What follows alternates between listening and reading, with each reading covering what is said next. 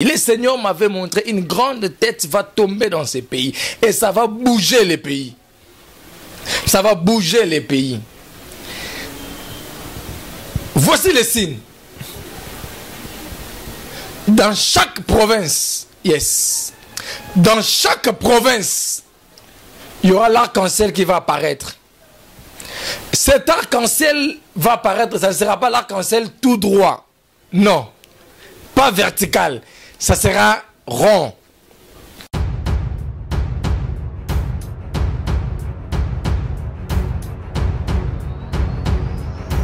Voilà, merci.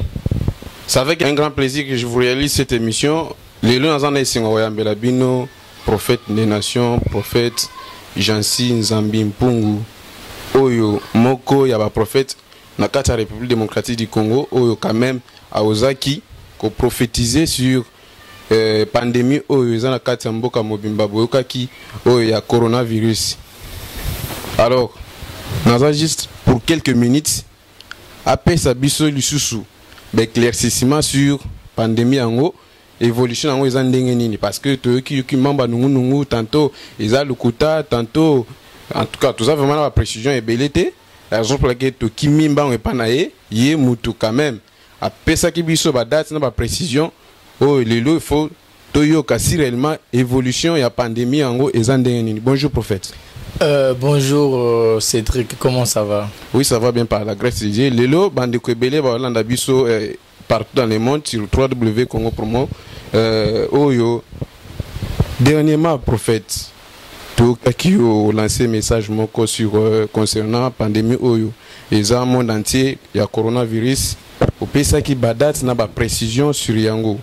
Évolution en haut ils ont jusque là parce que batebele balobi tantôt silité aux amuta lukuta jusque là il aura malungé zaté ça limité de ta part na lobaki boy na lobaki du 15 à partir il y a 15 avril tozalaki le 10 mars na salarié mission wana awana Congo Promo TV le 10 mars na prophétisaka à partir le 15 avril. Période du 15 au 30 avril, miracle et dans le monde entier. À partir du 15 avril, il y aura d'autres pays qui vont déclarer déjà fin coronavirus. À partir du 15 avril, il y aura d'autres pays qui vont procéder à un déconfinement. À partir du 15 avril, taux de morts sera réduit, taux de guéris seront augmentés dans tous les pays du monde. Période du 15 avril au 30 avril. Miracle et mabatu babano bika nombre de morts est comme réduit. Oza akata malobano oza akata koloba mais pendant que au pesa kibiso ba précision na koloba à partir du 15 avril certes mona ki quelques pays batu mususu ba na confinement batu mususu ba libérer ki batu et tout mais na mboka États-Unis oki quand même asangoza kuna batu toza na période du 15 au 30 avril dans le barani. La précision au Tchopé Sabiso à partir du 15 avril. Et salamité. Certes, vous avez un accomplissement, mais au le bakalamingité au lobaki, to y a mortalité et kokita. Mais jusque là, to y a mortalité na Belgique, to a mortalité qui dit, na Londres, to a mortalité qui dit, na Chine va déclarer fin confinement, na Chine va déclarer qu'il fait un confinement, na Belgique, to y a mortalité qui dit. Na Grande-Bretagne, toi la mortalité qui dit TV za radio te prophète. TV za radio te. Ah ouais, la Turquie va déclarer fin y a corona te. Na Allemagne va déconfiner va tout te. Période nini va de confinement, période du 15 au 30 avril. Prophète Moka Bimila Gibino a appelé ça le 15 mars. Est-ce que l'eau salamaki? Dieu a envoyé son serviteur. Il est venu avec des précisions. Je vous avais bien dit, à partir du 15 avril, il y aura d'autres pays qui vont déclarer fin coronavirus. Chine a déclaré fin coronavirus avant le 15 avril. À période du 15 avril au 30 avril, dans l'Oba qui bien, va payer belé, même en Europe, bon ça le déconfinement. Turquie a un continent, Europe, Allemagne a un continent, Europe, la période nini Allemagne na Turquie va salir de confinement et ça période il y a du 15 au 30 avril va salir de confinement dans le bas qui période il y a du 30 avril au 15 il y a du 15 avril au 30 avril dans le bas qui bien fait mais biso toza ba panzi sango toujours un message par-ci par-là bandeko o baza libanda bato bazopesa la biso évolution ya pandémie selon ndenge eza ko évoluer même en kata République démocratique du Congo oyoka ki nombre ya bato baza déjà infecté na kata République non, démocratique du Congo. Non, je parle pas d'infecté. Prophétie n'a pas ça qui c'était avec précision et exactitude.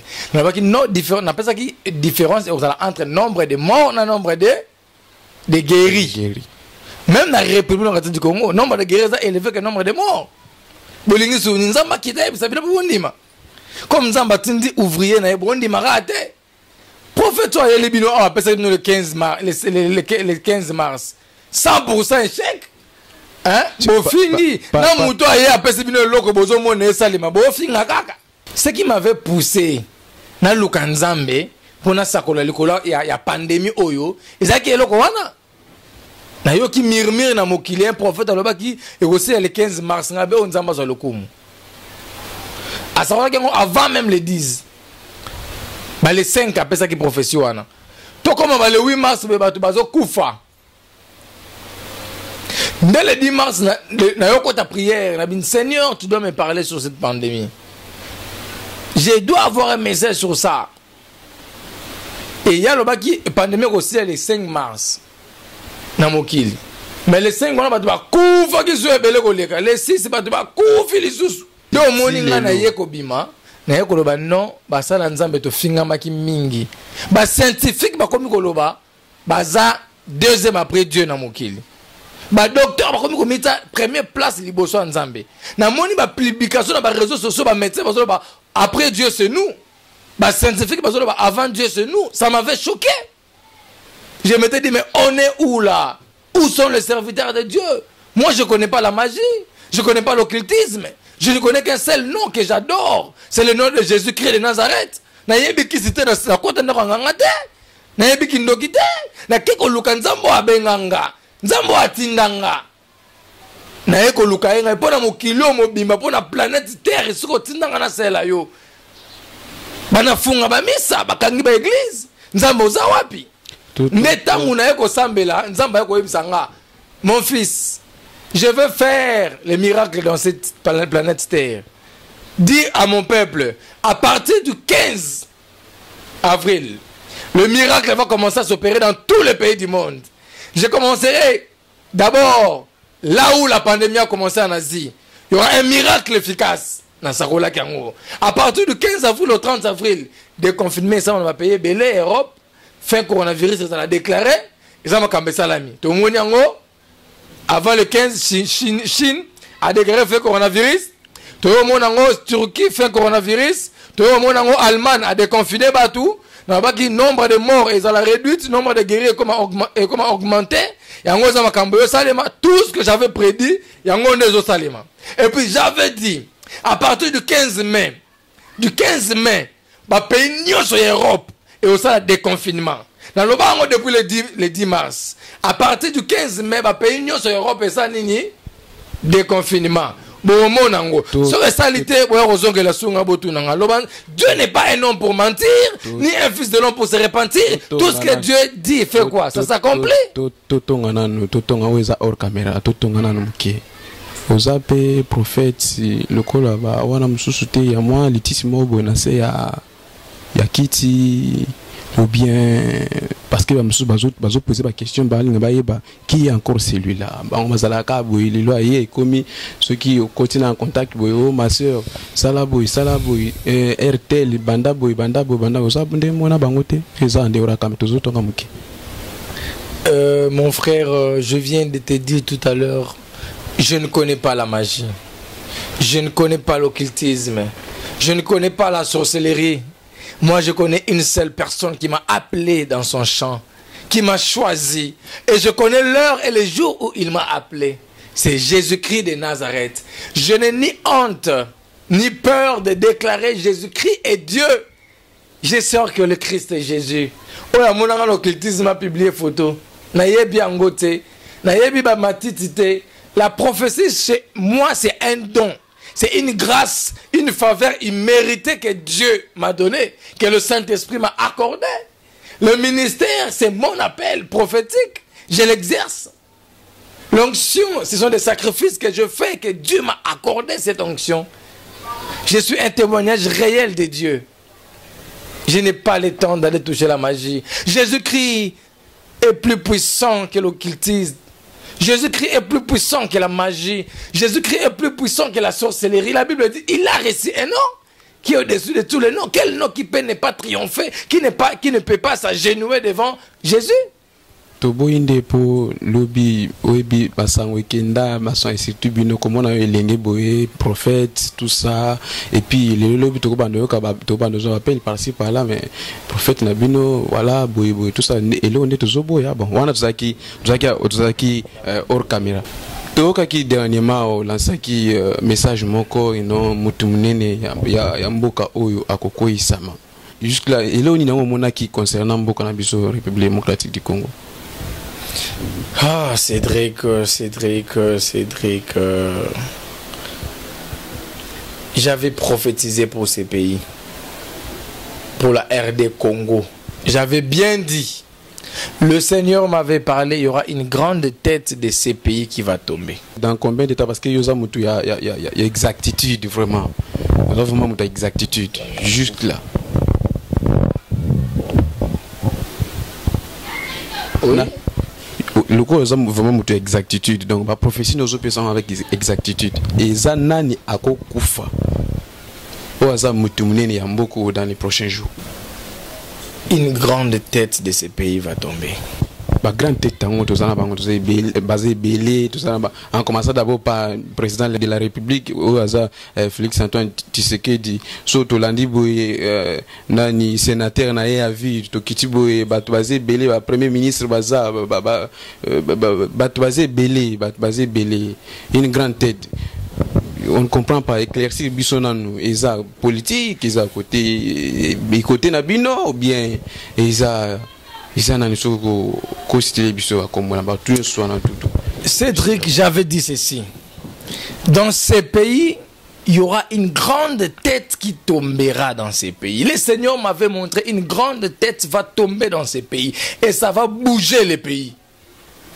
Ça va bouger les pays. Voici les signes. Dans chaque province, yes. Dans chaque province, il y aura l'arc-en-ciel qui va apparaître. Cet arc-en-ciel va apparaître, ça ne sera pas l'arc-en-ciel tout droit. Non, pas vertical. Ça sera rond, comme ça, comme une balle. Ça va apparaître dans toutes les provinces de la République démocratique du Congo.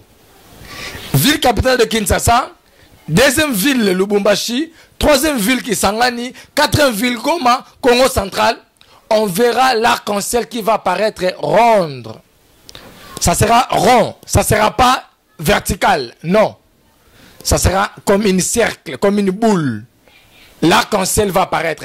Le jour où vous allez voir l'arc-en-ciel apparaître dans ces provinces que j'ai citées, toutes ces provinces-là, la dernière province, quand l'arc-en-ciel va apparaître, ça sera l'annonce et la précision du jour que je viendrai vous donner. Avec l'heure où il tombera. J'ai donné les signes aujourd'hui. L'arc-en-ciel va apparaître dans toutes les grandes provinces de la République. Ils ont enregistré dans le Congo pour nous. Nassure. 2 ans passés, on a fait une prophétie. Il y a un an comme président de la République. On a fait une prophétie. Nenye Salema. Et Salema a bon côté. On l'a dit en la Congo promo. Et Salema est kakandenge na lobaka. Élection Salemaki, Nenge Salemaki, Nenge Kokisamaki.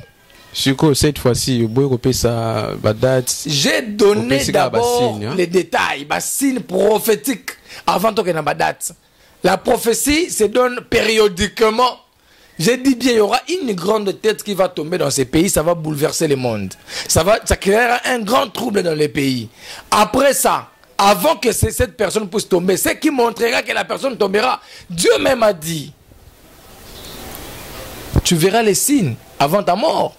Ton voisin va mourir, ta voisine va mourir, ton frère, le plus proche de toi commencera à mourir. Qui montre que ta mort est bientôt. Les signes viennent toujours avant la réalisation de quelque chose.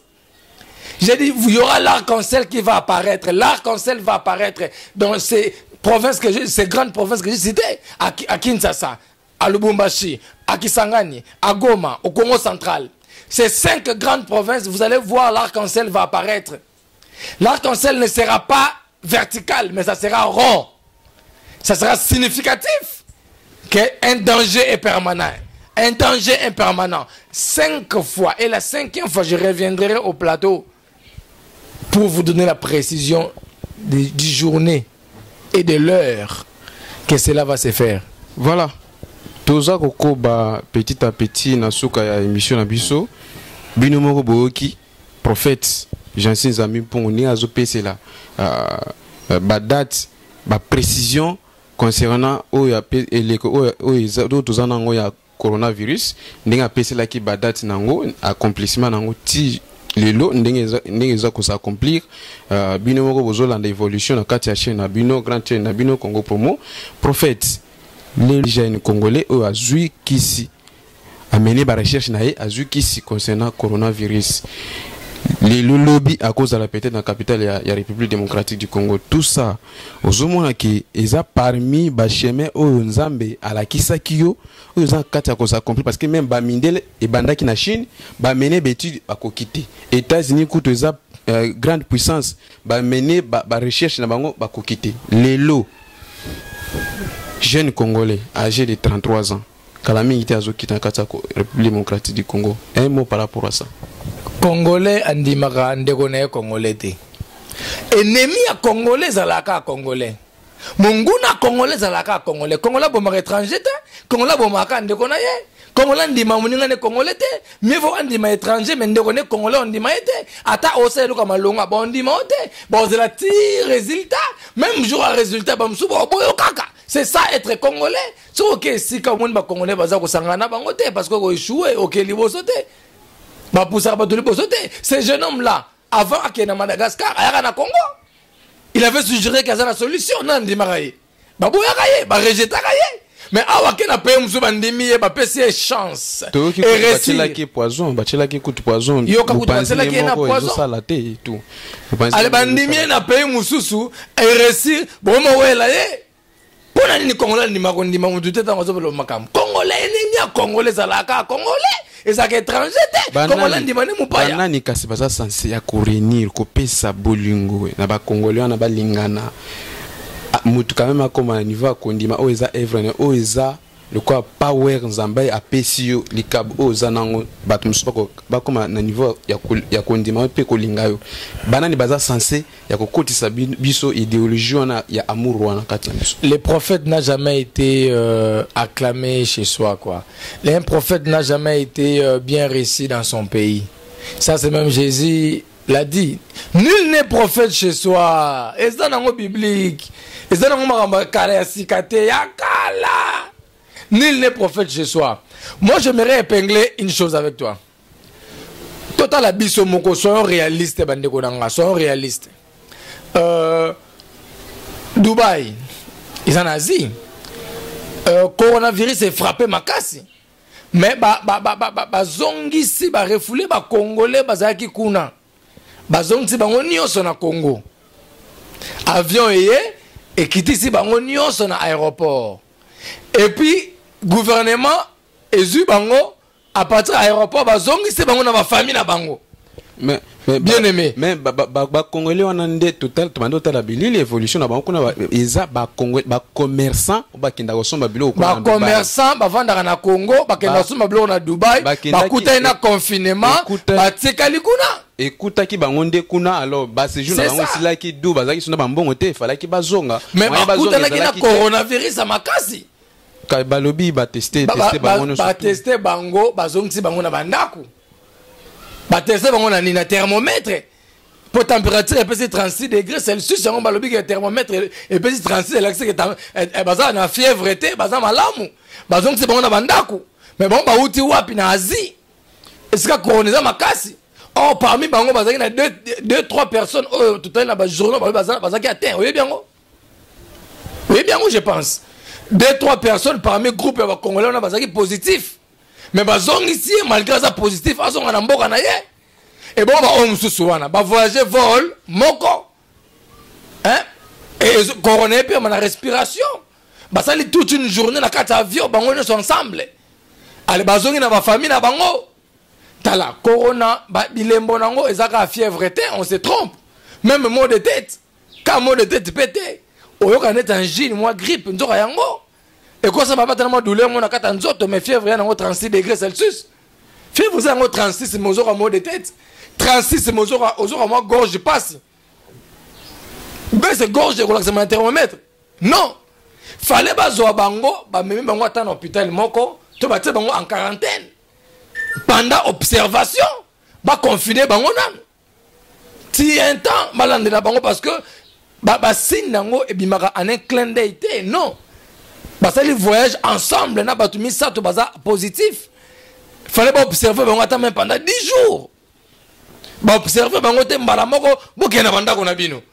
Ale bandako wana bazana bana mikie, bazana ba vieillard na bandako. Awa tozana na lia ba vieillard te na Congo, na vieillard, na mwana, na maman, na bana confondi et ndako moko. Yebisa ngai. Ça c'est qu'est-ce qu'on a apporté au pays. Voilà. Prophète des nations, prophète Jansi Nzambi pour l'homme de Tikotak. Concernant Eleke Oyo, kovanda kotala ko observer baninga na nyonso tunde basala ka musala na yo ndenge osala ka musala. Je te dis quoi? Oza dans les bons oyebi nzamba révéla ko vraiment mamba solo bango basangisa biloko mususu to bazala pe dans les bons o sepela musala bango pe bazo sala o tolo ba congolais andi alinga muninga na e congolais te yo moko za musala na nzambe oza prophète des nations. Un mot par rapport à Bato Bazolanda Bissou. Non, mais écoute, on est des confrères, pourquoi pas accepter les autres? Même hier, sur mon cas, comme ça, Jean-Baptiste. À lobby, Jean-Baptiste, il est l'unique personne qui est née par la voie féminine sans goûter une goutte d'alcool. Hein? Ça dit, tu peux aussi bien. Jésus a parlé bien sur Moïse. Moïse, vous avez dit ça. Hein? C'est-à-dire, nous sommes des confrères. Pourquoi non, on n'est pas des ennemis, on est des confrères. Quand quelqu'un on va l'acclamer. Sur Asali Mabé, il dit ne jugez point pour que vous ne soyez point. Hein? Jugez. C'est quoi? Nana n'y a que nos juger Moussala Nzambe. Sur Asala Mabé, il y a un Nzamba Bengaye. Sur Asoko Sabata, faux prophète, il y a un Moukolasuka, bien aimé Moukolasuka Zali. Oh, Nzamba juger Moutuna Moutou, selon son aïe. L'enfer existe, l'enfer est réel. Ne pensez pas que ça va imagination. L'enfer existe. L'enfer est zanini. Et ça, c'est comme on va dans chaque jour. Et ça, moto. Ok, ne kozika chaque jour, mozo koufate.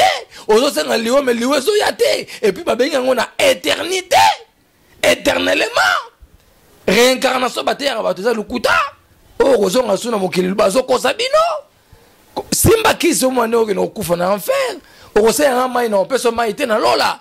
Poto za naksenga na binote ndeko nanga. Oza faux prophète mitali obongo na motema parce que okufa. Ose nga mai na piote. L'enfer existe. Ndeko nanga, ma soeur, tu m'écoutes. Tika Kindumba, l'enfer existe. Tika Kimoyibi, l'enfer existe. Tika mibali ya batu, aza mobali ya batu, aza marié. Yo banga kata no d'alliance te. L'enfer existe. L'enfer, tika magie, l'enfer existe. Ozolu que la succès nini. Une toute dernière question pour toi pour la journal de l'eau. Monde entier mobimba. Ezana batu bazana makambu ebeli. Nous bazana passer au bota, ba mususu ba bota kate, ba mususu bazana problème ba famille, ba mususu bazana problème misala, makambu kili. Lui étant que prophète des nations, l'homme de Tikotak. Est-ce que batu ya bongo ba cause pena ba trouver ba solution à travers ba prière na yo? On n'est pas là juste pour parler de coronavirus, Ézéchiel un peu concentré. On n'est pas là pour parler juste de coronavirus. Parce que coronavirus est au leka. Mais l'Ilobanzam est au leka. Coronavirus, c'est un problème. Mais hormis coronavirus, il y a un salité que malade à Moutou. Et si la coronavirus a été et salité que Moutou a bossé en stérilité, Bien-aimés dans le Seigneur, mes chers frères et sœurs, partout vous me suivez, en Asie, en Europe, en Amérique, en Océanie, en Afrique, sachez bien une chose, Jésus-Christ revient bientôt. Et puis, j'aimerais te dire une chose. Tout le monde a coronavirus pembeni. Et l'okoni n'est angisi okimia. Et l'okoni n'est tourmenté bo moinayo. Je ne sais pas qu'est-ce qui tourmente ta vie. Je ne sais pas qu'est-ce que tu demandes au Seigneur. Jusque-là, tu n'as pas la réponse. Je ne sais pas. Mais je viens comme étant le prophète devant Anne. Anne sur la montagne, azole la nzambe pesanga mwana. Akute na mosakoli mosakola lobi. Ozo sambe rola muteli boma boye pona nini. Alobi mbanda nanga peni nazo finga nga pona bota kate.